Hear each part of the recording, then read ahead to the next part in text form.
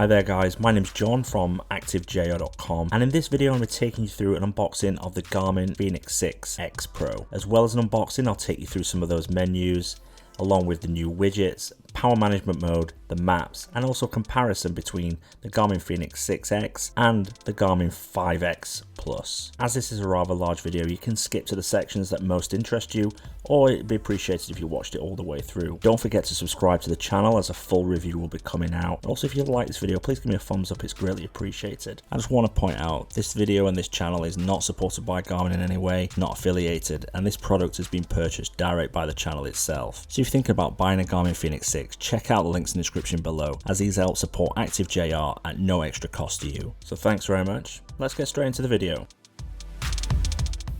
Starting with the unboxing. The unboxing is very simple, just similar to Garmin's previous Fenix line. Around the sides of the box you get all the various different marketing images, and around the back you get an overview of all the different features that you get with the Garmin Fenix 6X Pro. Now opening up the box, it reveals that the 6X Pro, and we'll look at that in more detail as we go through the video. Opening up the accessory carton, you find inside the manuals and the warranty information. Now there's a lot of reading here, and you can certainly get it online, so I'm not sure why Garmin spends so much time printing all this material. Certainly it will take a lot of effort. It will save some trees if they just cut that down and pointed people to the website like any other company. Inside this box you also get the charging cable, which is exactly the same as the Fenix 5 and the Fenix 5 Plus. Turning our attention to the watch itself, whilst it's a very nice design and it's well built, it does look very similar to the Fenix 5X Plus. It shares a pretty similar bezel with some slight differences, so if you wasn't to look so closely,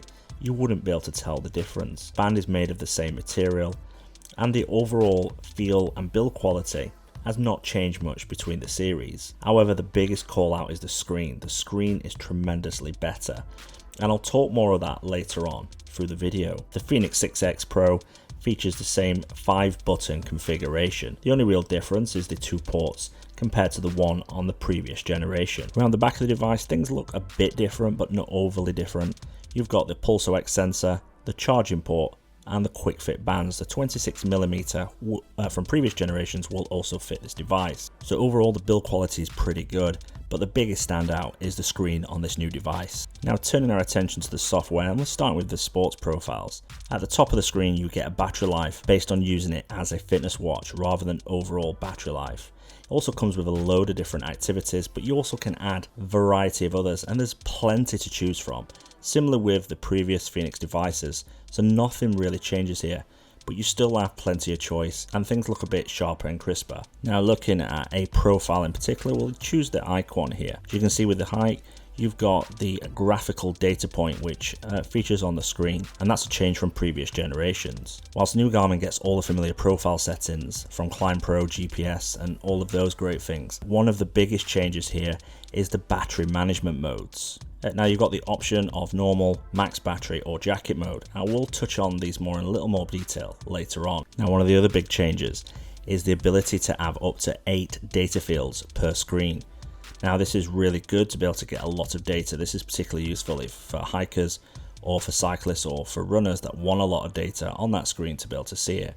Comparing this to the Fenix 5X Plus, you can see the difference, and there's a lot more detail and a lot more clarity on that screen. Now looking at the watch faces, the 6 series comes with a variety of different watch faces that are pre-built. You can also download ones from Garmin Connect, and I've got a video up that shows you different watch faces which you can use.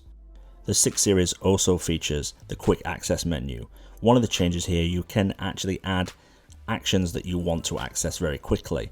One of the biggest ones for me though is the battery saver mode. When you turn this on, you get a significant battery saving. This will be particularly useful if your battery is running low and you want to save battery. Now one of the other changes is how the widgets are organized. The widgets are organized pretty similar to what you'd find in an Apple Watch or other smartwatches. Now, there's a variety of widgets already pre-installed on the device, and you can also access these to get more information. So in particular the weather, you can look in more detail at the weather, and you can do the same with a variety of the different others and get a lot more detail, which is particularly useful. Now one of the things that I did find when I was setting up my device is that my existing data didn't transfer over. So I'm going to have to reset the watch and see if that will fix it, but it still gives you things like your VO2 max. You also can look at your previous activities that you've gone through and check out that data right from the widget. So I think that's really useful. You've also got steps, and you can go into detail, and it's got this little animation here that shows you the progress. You've also got your health stats, so you can see your heart rate, you also see your PulseOx readings along with your stress levels and your body battery. You've also got another one for PulseOx, and you've got notifications, and these are easier to access in my opinion. You've got some music controls, but I've not set them up. You've also got My Day, so you can have a look at that. And then again, you've got body battery. You can also add more widgets to the device if you want to, and there's a variety of different ones that you can add to that widget screen. This is a welcome improvement in my opinion on the previous generation devices. Now returning to the battery modes, you've got the power saver mode, which you can go into and look and turn off different settings. So if you go into the battery saver mode, you can go in there and you can access different settings and turn them on and off. One of the really good things is it will tell you how much battery you're going to save or how much battery is going to be reduced by changing certain settings. That's really useful if you want to see how much a particular function or feature impacts the battery life. One of the really interesting ones is the phone actually impacts by 46 days, whereas the wrist HR only impacts by 24 days. Whether that's true in reality, we'll have to see. Now you've got the power modes. Now you've got the max battery, you've got the jacket mode. Now this will be particularly useful for someone that's maybe cycling, got a chest strap. You can also create your own.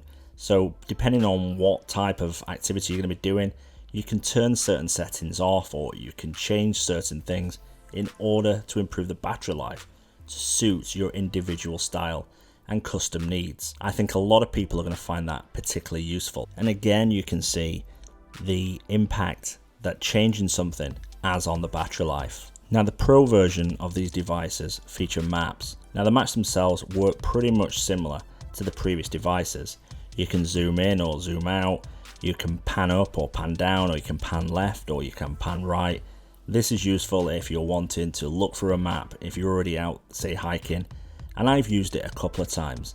Now the biggest difference is not necessarily the map detail, but the amount of map real estate you get on the Fenix 6X Pro compared to the previous generations. The screen difference makes a massive difference here, and it's not down to the map quality because I believe they are the same maps. Now the only real change to the maps is what's called map themes.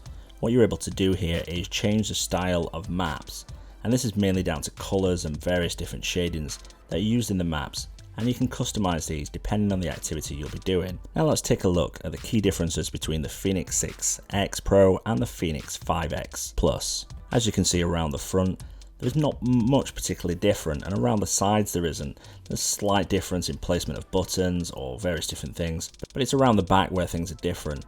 The 6X Pro features the new Elevate Art sensor, but most of the other things are more or less in the same place. They also feature the quick fit bands, which are 26mm, so they will fit the previous device and the new device. The bands are a slightly different texture, but they're made of the same material, silicon. However, it's when it comes to the screen there's the real difference and the real standout.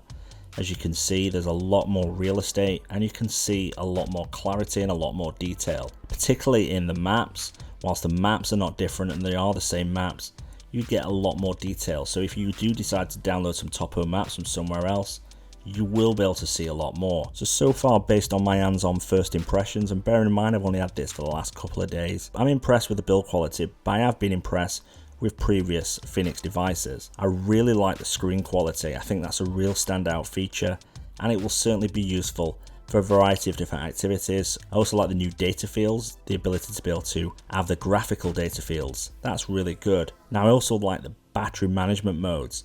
These are really impressive and certainly will add a lot of battery life if you use them in the right way. Now I've not had a chance to really test the GPS or optical HR sensor or any of the other sensors to see how accurate they are, but I will do that for the full review. Now a lot of people are already asking this question, is it worth the upgrade if I've got the 5X Plus? And right now I'm not too sure. Yes, the battery life management stuff is really good, the screen is really impressive, and the new Firstbeat feature is going to be useful to some. However, there's a lot of existing features on the 5X Plus which make it a great device. Now previous devices like the 5 or the 3, that's a different matter, and I will do a video on the differences and a comparison as well. So guys, thanks very much for watching. If you want to subscribe, greatly appreciated. There will be a review coming out, so don't forget to press the bell button. If you've liked this video, please give me a thumbs up. Also, if you think about buying one, then check out the links in the description below. Thank you very much. Speak to you soon.